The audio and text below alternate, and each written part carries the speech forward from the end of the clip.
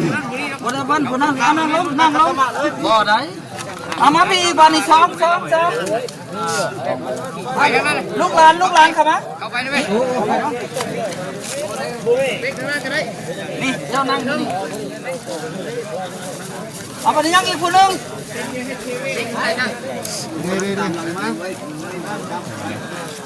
คะแนนนั่นเลยยังไม่ได้ไล่ได้อีกเนาะโอ้ยยังเนาะก่อนเป็นยังไงเขาลุดป้อมไปป้อมครั้งแรกยันตึ้มแห้ง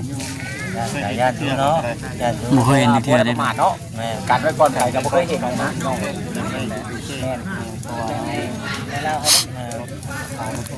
เห็นจะรถจักรรถนึงเคยมีรถใหญ่รถใช้งานได้ปกติรถใช้งานปกติพี่น้องเด้อเนาะจักรกันเนาะบ่แม่นจักร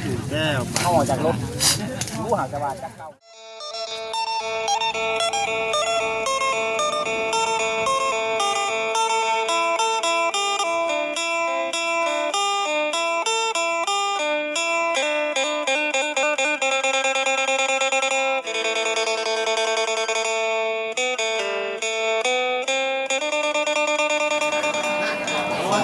อันนี้พี่น้องน้องฮอดเวลาได้ละบาทนี่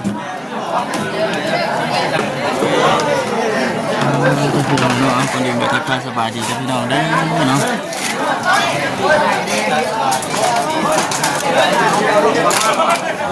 จากเกียมเคลื่อนที่เคลื่อนที่แล้วบาทฮอดแม่นบ่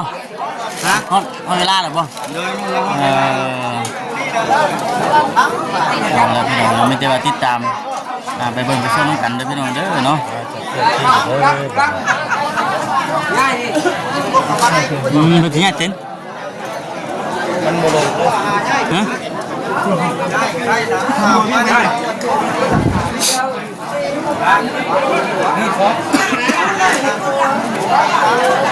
คือจะไปทางไหนพุ่นบ่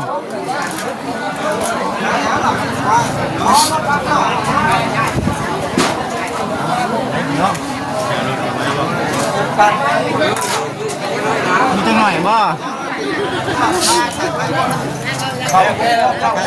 มันมาเล่นให้เล่นนี่คนนี้บ่ได้แล้วป่ะ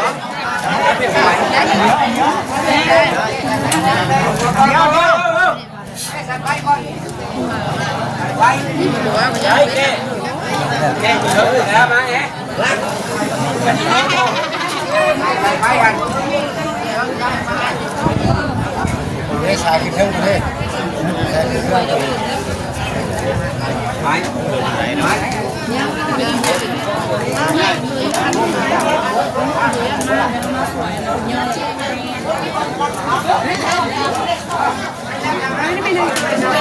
โอ้ดีเลยเราเนี่ยกัดตัวนี้ก่อนหามเบิดบ่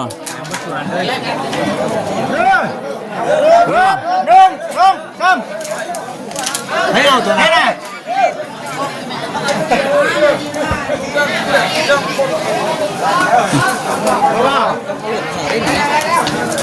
ก็จะเอารถพาพี่ดิ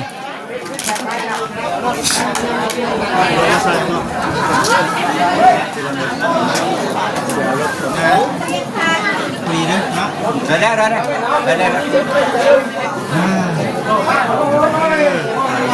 กันจุ๊บเป็นสาวงามเนี่ยไปครับฮะกำลังเคลื่อนมาพี่น้องเลย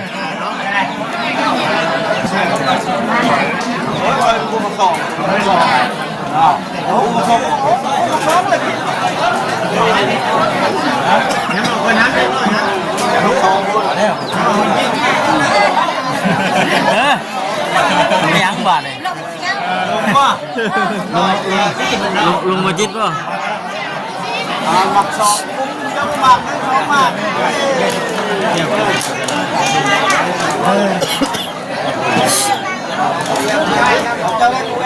ใช่รถอยู่ใช่ไหม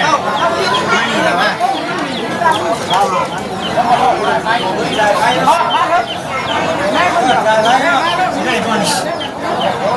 แค่ใช้ก่อนนะเนื้อสูงเลยเด็กน้อยนะบอกเขาย้ำบอกเนี่ยเด็กน้อย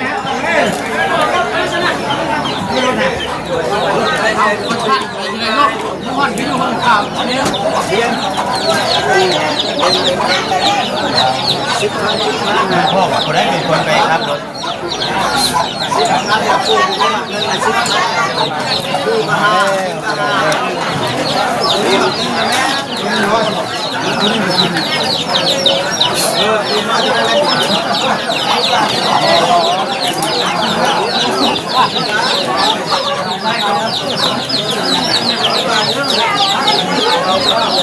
แล้วมา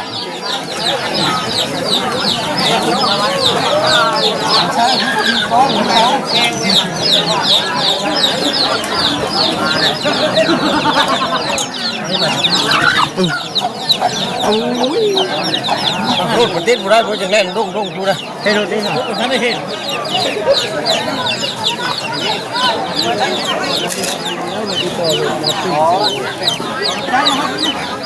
กี่คันไหมเนาะ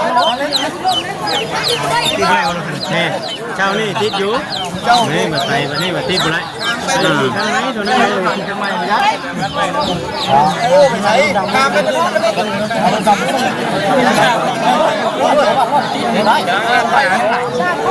ได้รถดีโอ้แล้วจะขี่ดีนะดีโอ้ในรถนะชื่อเนาะติ้งหมด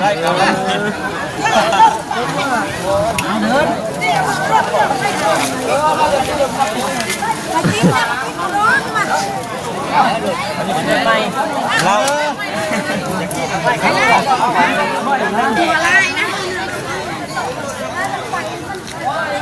คูไปพุ่นได้เนี่ยคูไปพุ่นเราคูไปก้อนเราใช่รถคันไหนอีกใช่รถใช่อันนั้นแหละคันนั้นใช่รถใหม่เพราะใช่รถคันนี้ป่ะใหม่คันรถใส่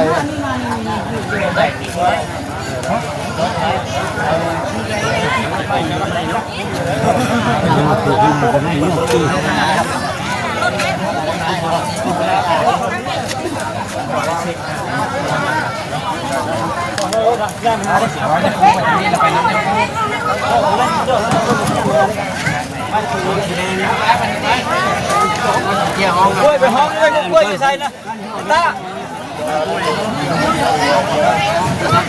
ก้อนลงเลยเอาเด้อ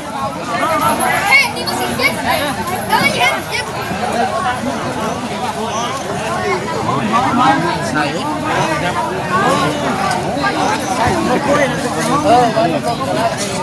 ว่าจะทำเป็นเศร้าไว้มันปัดไปแล้วถามหาน้ำเจ้าละเห็นสิไว้ใส่กันไว้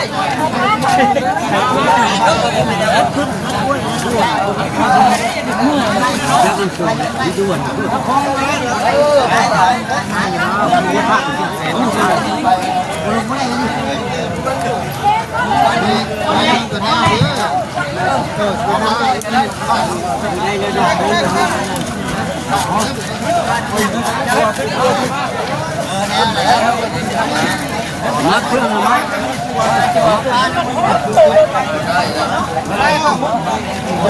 นี่พัดออกจากห่างเองในใส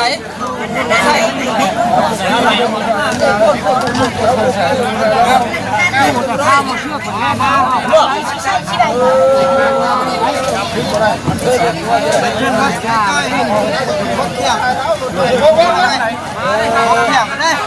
มันนกกี่โดนนกกี่โดนไหนนกเสียว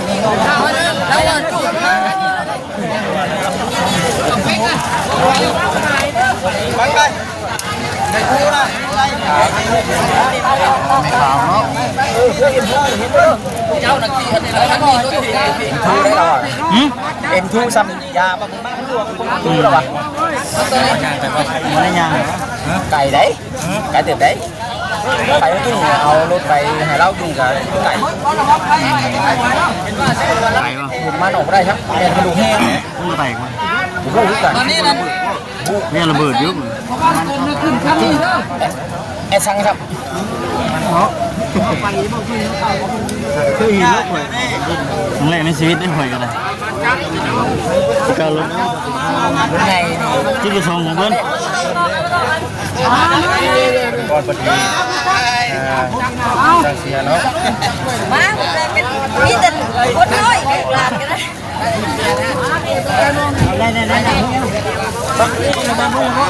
ไปเฮายับออกนอกคุณ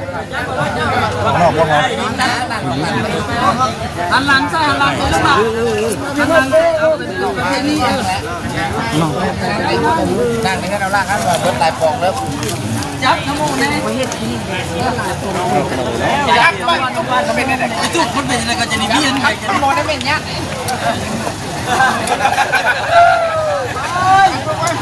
เร็วเร็วเร็วเร็ว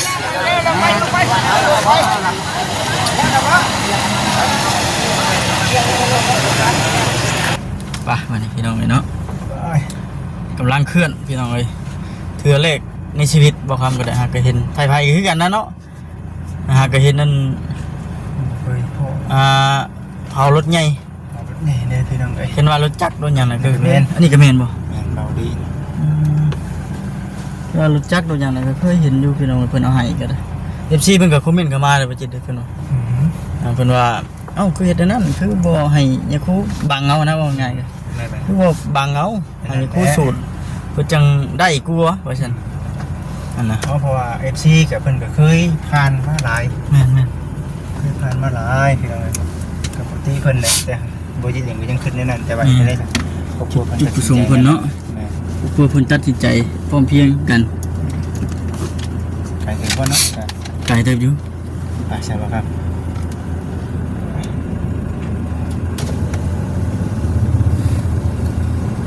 จ้ะไปนำกันพี่น้องเนาะ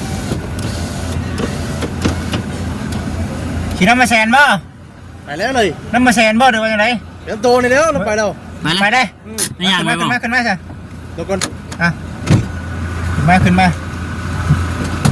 อ้าวจิ เดี๋ยวขึ้นมาตึบเลย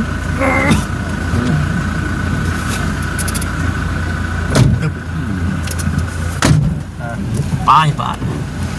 ลังละลังรวยลายไปมึงเนื้อรถเดี๋ยวจะเดินวิทย์บนฮะ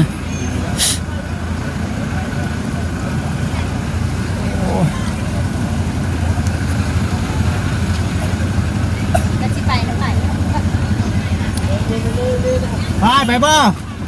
ขึ้นบ่วะมีไผ่บ่ไปขึ้นรถเลยนะผู้ว่าผู้สาวขึ้นไปเลยไปบ่ขึ้นไปได้เนาะ ถ้ารถคันนี้ออกมาก่อน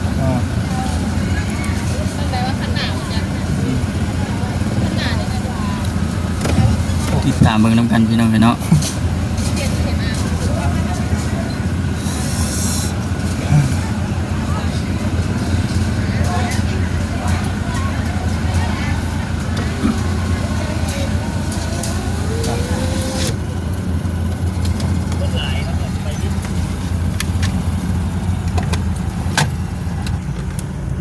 พี่น้องไอ้บ้านนี่ฮอดแล้วบ้านนี่ จอดที่นี่บ่ไม่จอดไปจอดที่ ฮอดท่านี่แหล้ว ผู้ได้ผู้ยับปีผู้ก็ได้ ไปพุ่นบ่อ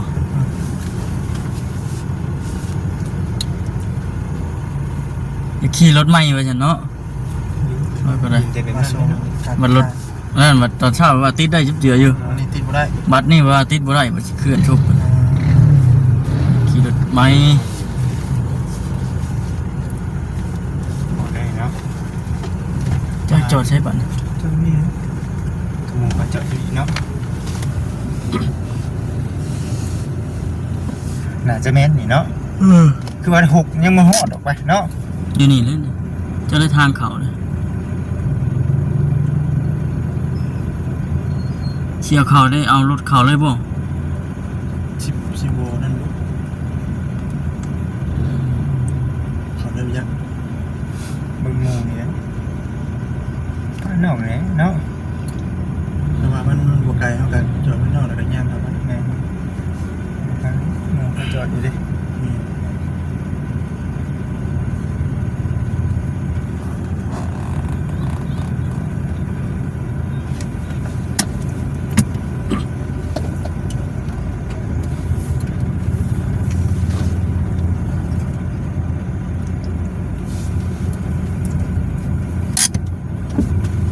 เห็นไหมเนาะ นี่แหละป้ายรถเลยอะไรก็ให้ลืมเลย จะได้เท่าไหร่ มือนี่เนาะ มือนะเด็กเด็ดนะ กับเพื่อนนางอยู่ชื่อแมงมุมมาคบแก้มกันจิต เห็นบ่ คบเอ้านี่เจ็บเลียดเลย ยุงกัดไปจัก แมงมุมเลยคนจับมาสิเอ้าแมงมุม เดี๋ยวบอกค สงสัยอยู่ ำจัดไปรถก่อนขายข่าวมาซื้อรถ เนาะเต็มที่ปะ โอ้ยเรามีเงินซื้อแต่ต้องขายข่าวมาซื้อต่อไปโมเน่นะมีข่าวขายอยู่แล้ว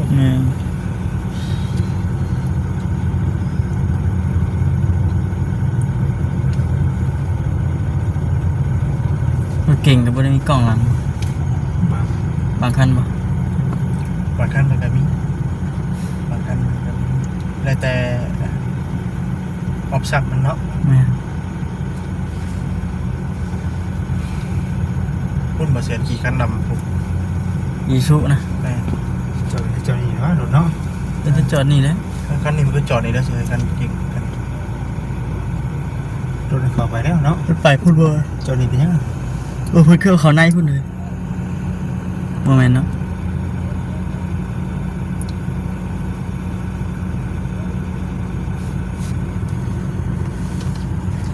เขานั่นแล้วนั่งเนาะนี่เราเขาไปพูด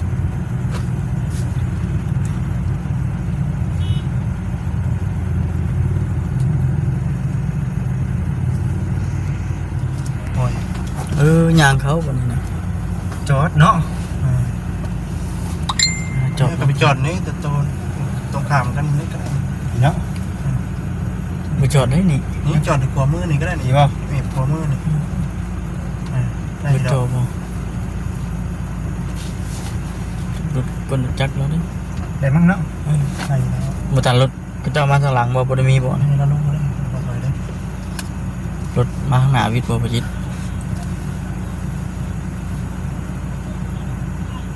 นี่ครับรถนี้มาไล่กับเป็นแสดงว่าวิทย์ บ่วิทย์จะ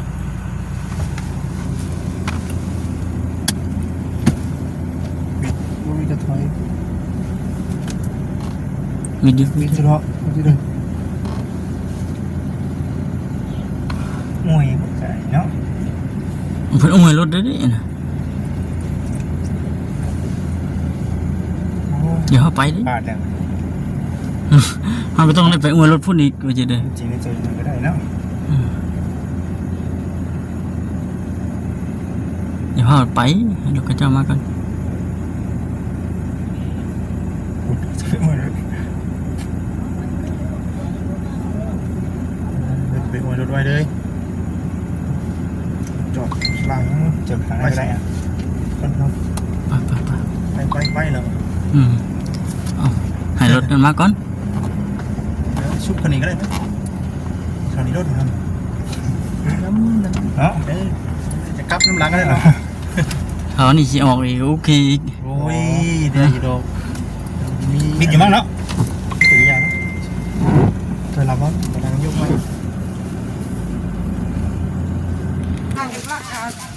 ให้เขาเอาไล่ไปป่ะนี่ให้เขาตั้งห้านขายเลยฉันเขาเอาไปว่าน่ะน้ำตี มึงก็บอกไปพดกูคันวะ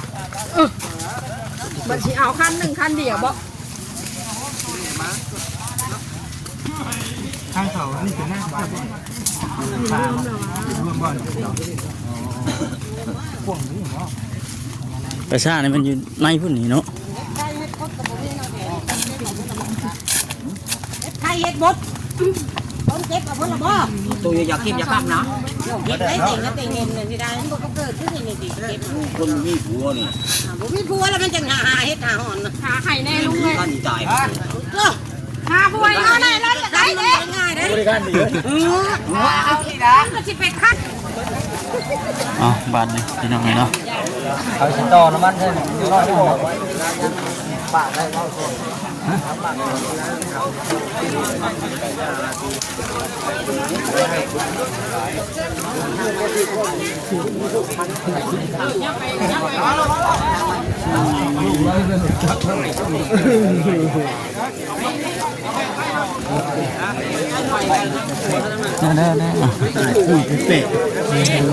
คือเรียกรถเรียกผ่านกันเลยเนาะ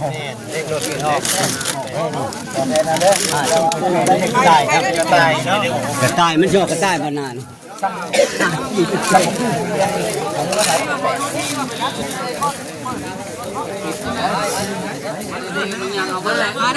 เลี้ยงขานกันนี่เนาะวันนี้เนาะเกิดมาครั้งแรกที่เคยเห็นอืม ให้เราไปใช้เนาะไม่ให้มัน ของพอนั้นเก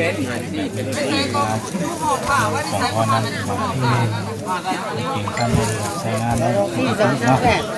เอาเปิดอย่างนี้เปิดอันเปิดมันออกบ่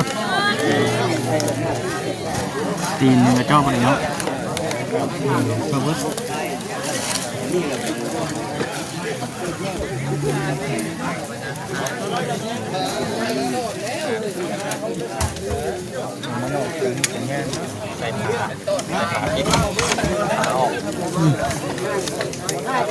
ขาปิดจะออกบ่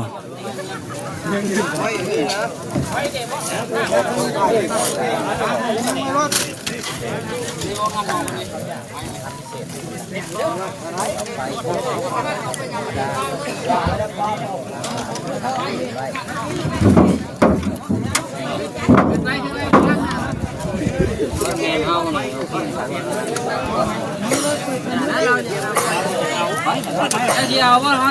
ยัดเขารถดิ ว้าวพวก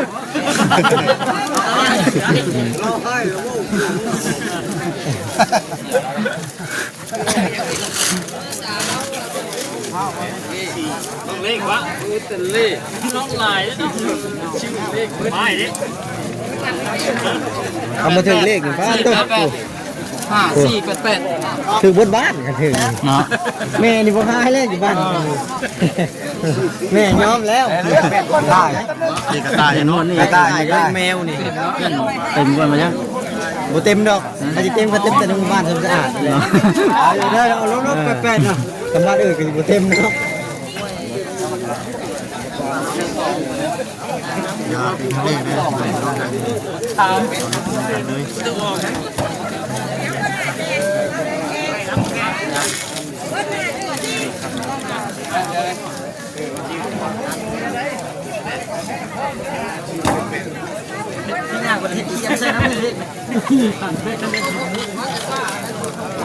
คุยกันแตกต่างกันบ่ครับ แตกต่างกัน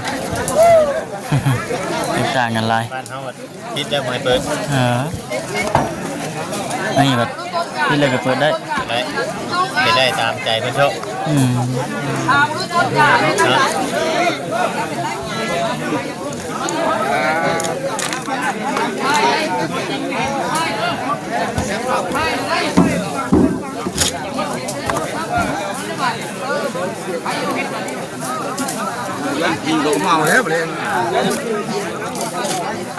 เนาะ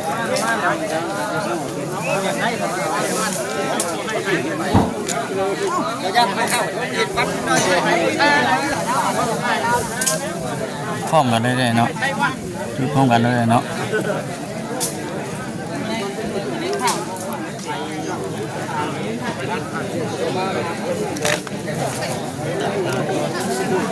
เลนนี่สิต้นไม้ดีนะครับมาฉลองแม่นไงต้นไม้มาฉลองยินดีเนาะ แน่นอนนะ ใครก็มาทำเลยเนาะ โอ้ยหมู่คู่กับพวกแล้ว ม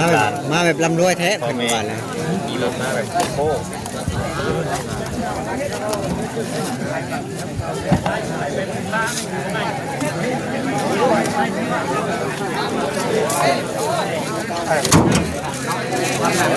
เราเคยยุกตัวหนึ่งได้รถนี่เนาะ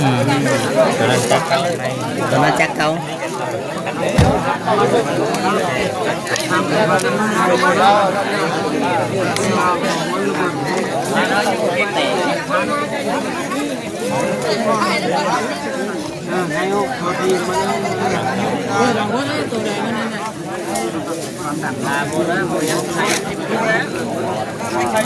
รับเล่นหน้าที่เลยนี่มันมาผู้ชมมีไก่ได้ครับกระดาษนั่นเด้ใช่น้ำ มียางรถไฟรถครับ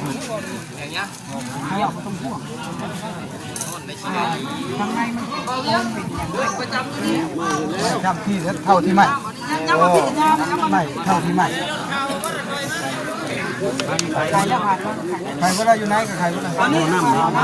ใครได้ไหมได้ลูกนั่งลงนี่คนละวันคนนั่งลงบ่ได้เอามาพี่บ้านนี่ซ้อมลูกหลานครับนะเข้าไปได้ไหมนี่เจ้านั่งนี่เอาไปยังอีกคนนึง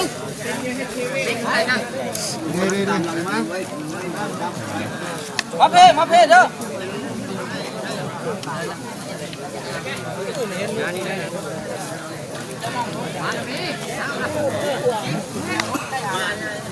มาเด้อวันนี้เด้อ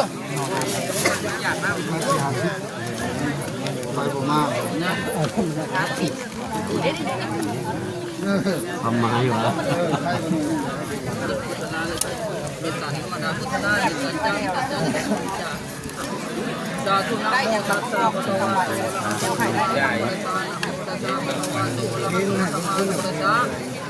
Satu ati kalanyanang mati kalanyanang palinyo sana kalanyanang sasam sa panyantanang kewala palipunang palitutang majalinyang pagkati sano kasala tanang kaloma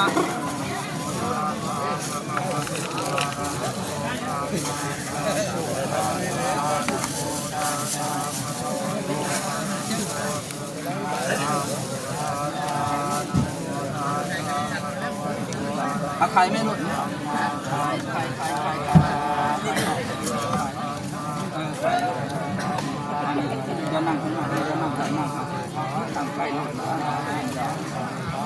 Mà dàn vào nay vừa đơn. Buộc máu ủy lì đấy mà đi. Buộc máu ủy lì này than máu rồi. Bên đi đấy bạn này. Bên đi. Bạn chín chân đi. Bên đi. Lột lên tạm lạc cân này. Không điều cân hay là cân điều cân này. Ủa, chặt đầu chặt này cái gì đấy mấy cái này ăn đủ để cho ăn được mấy ba thế khắp mà khắp chặt rồi cầu leoอยู่เพื่อนมาเด้อลูกหลาน เอาใจบ่เท่าเกี่ยวเบา แพงเล็กน้อยเกี่ยวว่า5มื้อบ่ได้เท่านี่ ถ้าเมาติดต่อมา35วันน้อยก็บ่จ่ายอันนี้ว่าเราแก้วว่าเราเงินอันนี้ว่าเราแก้วว่าเราโดน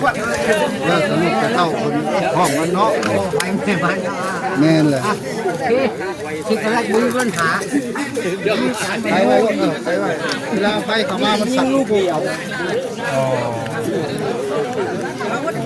แล้วเป็นลูกหลานเขา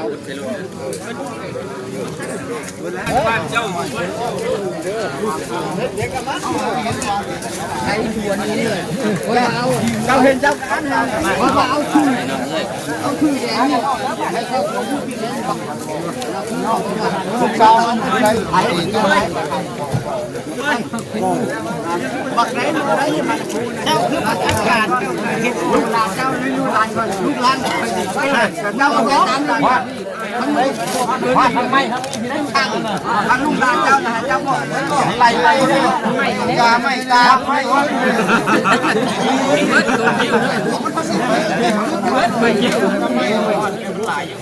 ญาติเจ้าเป็นแก่ไม่ยามันหรอกเราวางปากเราอะพอวันนี้วางปากรถที่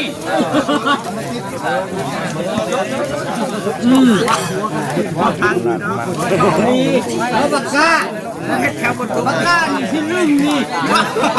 ลูกจ้าบักซ่าจมูกบ่ได้ไปไข่วางบ่ได้ไปไข่นะนี่เลยเก่งด้วยนะดูแก่ไข่บักซ่าบ่ได้ไปไข่นะ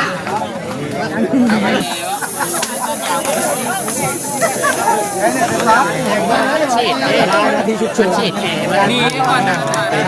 ก่อนยิงนี่ได้หมดก่อน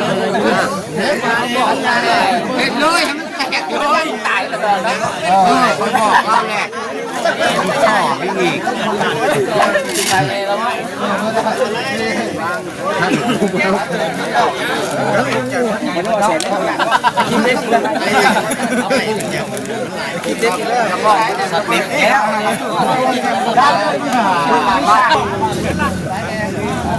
เกี่ยมพี่น้องป่ะ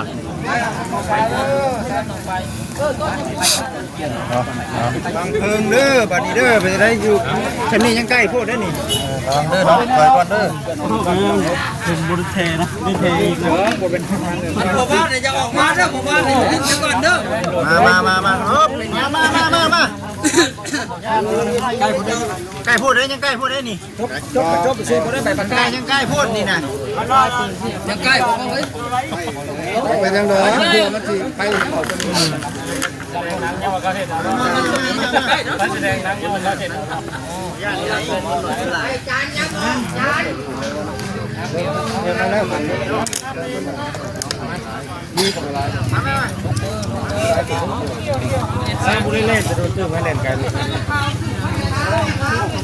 ท่านบอลจะดิ หมุนทันเร็ว คอยยังโจทย์กองมาทันครับ ไม่ประมาทอย่างเดียวดีดี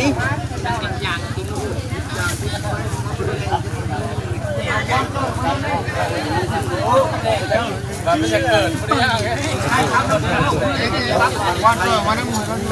า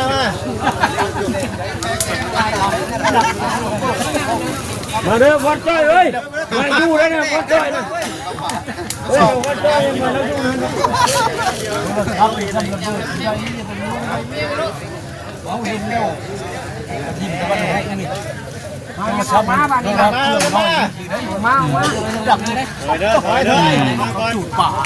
ขนาดโทรศัพท์ได้หน่อยสิ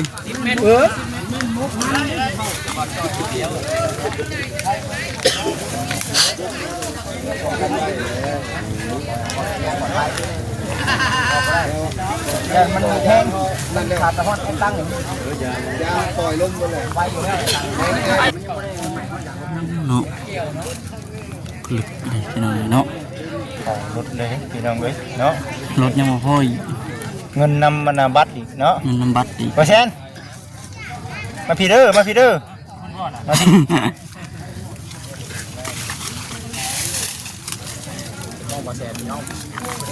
มีเนื้อไห่จักเปอร์เซ็นต์หรือว่ามีเครื่องปั่นมาทั่วเบิก โอ้ละ แค่เป็นห่วงไงซื้อ ไก่ย่างมาอยู่ข้างหลังค่อย ผมได้บัตร ทิ้งใกล้โอ้มันใกล้เบิดแล้วแถวนี้แม่นเบิดแล้วแถวนี้นะ แม่มาได้ที่เขาบอกนะ เบิดแถวนี้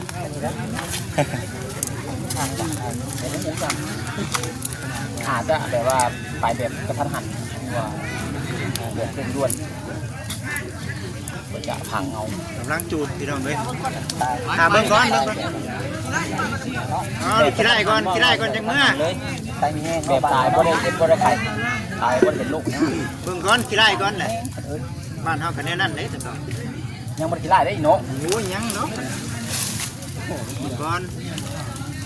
นี่สิเป็นยังไง เป็นยังไงเขารถพร้อมไปพร้อมครั้งแรก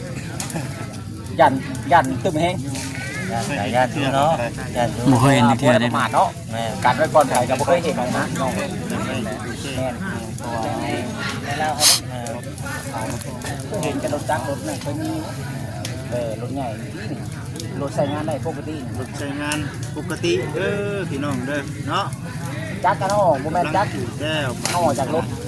รู้หาจะว่าจักรเก่าได้บ่แม่นจักรใหม่ จู แต่บ่ใหม่เป็นเอาใส่พี่ขับมาแหละแล้วก็พากันอยู่เส้นทาง ระมัดระวังเด้อถอยออกมานี่ถอยออกมาไกลเลยได้นี่ได้ ถอยออกได้3เมตรบ่ออกไป3เมตรเป็นจังได๋ให้ได้40เมตร ครับเพราะว่าเราจะได้แรงคนเลยเนาะ เอาไปนั่นได้บ่ เอาเนาะ ลามหมด ไปพี่น้องคลิปนี้ก็จะจบคลิปกันเด้อสบายดี